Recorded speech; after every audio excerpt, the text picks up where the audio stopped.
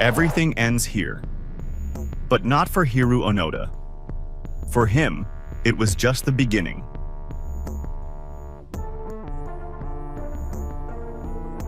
While the world moved on from the ashes of war, deep in the jungles of the Philippines, one man clung to his mission.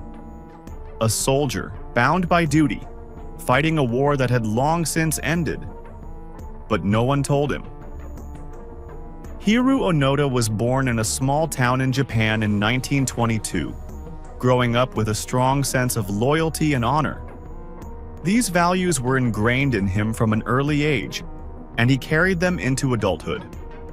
In 1942, as World War II raged across the Pacific, 20-year-old Onoda was drafted into the Imperial Japanese Army.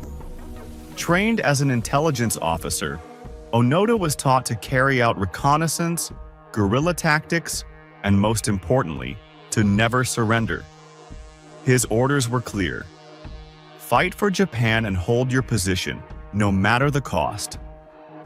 In 1944, Hiroo Onoda was deployed to Lubang Island in the Philippines, a small yet strategic location in the Pacific.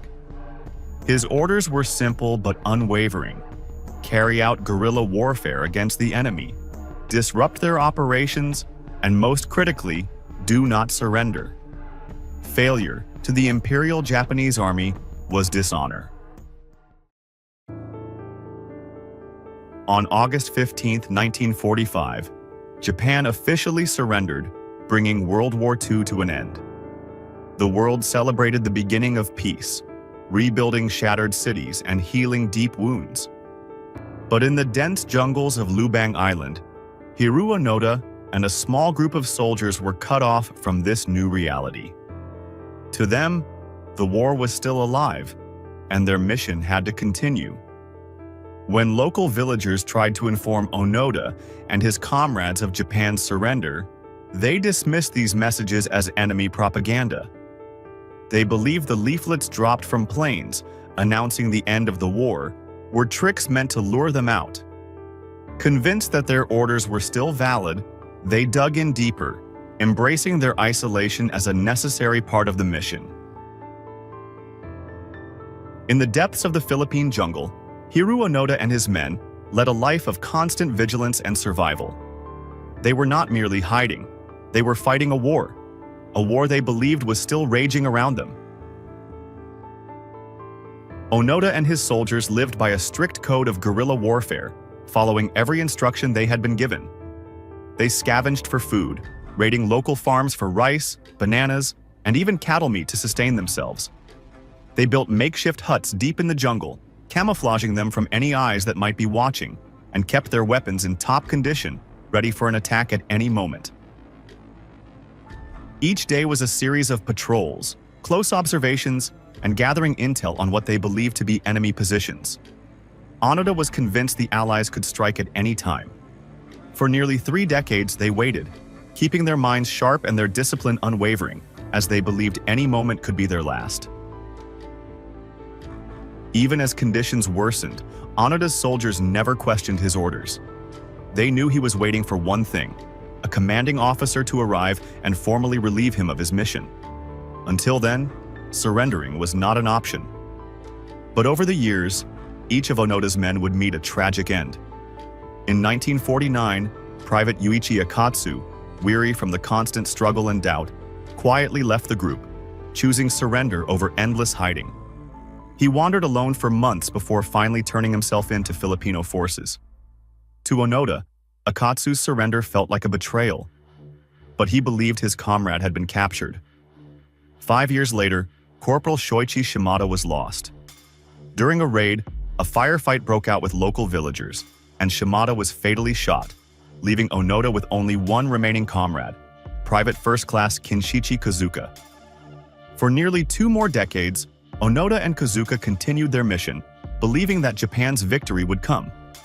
But in 1972, Kazuka was also killed, this time by local police during a raid on a rice store. His death sent shockwaves through Japan and reignited the search for Onoda. The Japanese government, aware of Onoda's possible survival, made repeated attempts to reach him. Leaflets were dropped from planes, recordings of family members played over loudspeakers, and letters from loved ones were left in the jungle. But to Onoda, these were all traps, enemy tactics designed to break his resolve. In his mind, surrender was impossible, and his loyalty to Japan was absolute. Then, in 1974, a young Japanese explorer named Norio Suzuki embarked on an unlikely mission to find the forgotten soldier. After days of searching, Suzuki miraculously located Onoda deep within the jungle. But despite Suzuki's pleas, Onoda refused to surrender. His orders, he insisted, had not changed. He would lay down his arms only when his commanding officer ordered him to. Suzuki returned to Japan and contacted Onoda's former commanding officer, Major Yoshimi Taniguchi, now a retired businessman. Taniguchi agreed to travel to Lubang Island to formally relieve Onoda of his duty. On March 9, 1974, nearly 30 years after the end of World War II, Hiroo Onoda emerged from the jungle, dressed in his worn uniform, carrying his rifle, still polished and ready for use. In front of a crowd, he bowed and finally laid down his weapon, officially surrendering. His unwavering dedication stunned the world, a soldier who never questioned his orders, who held to his mission with unbreakable resolve.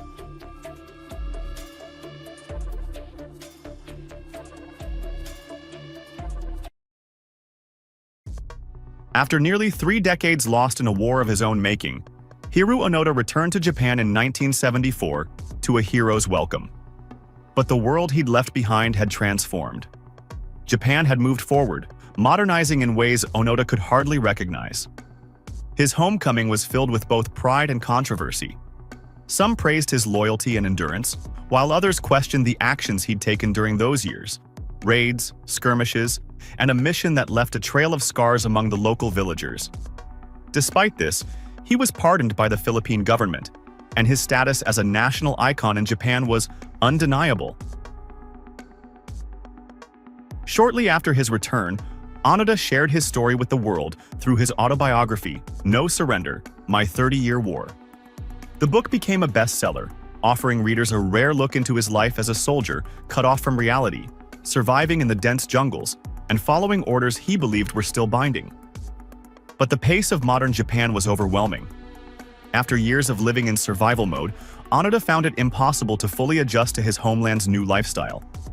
In 1975, seeking peace, he moved to Brazil, where he started a cattle ranch, hoping the quiet countryside would bring him the comfort of familiarity.